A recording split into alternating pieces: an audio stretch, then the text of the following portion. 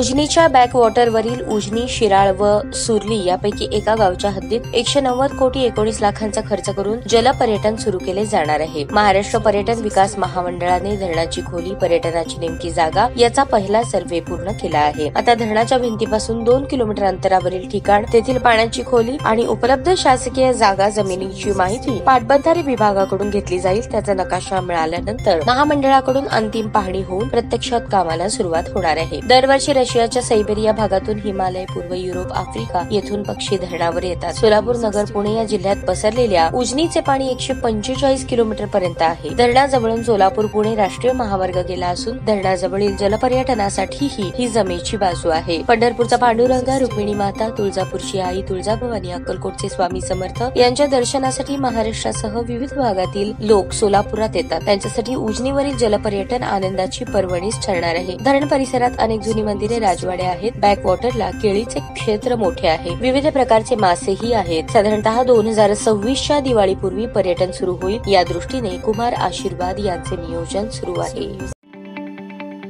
ताज्या बातम्या पाहण्यासाठी प्राईम महाराष्ट्र न्यूज चॅनलला सबस्क्राईब करा।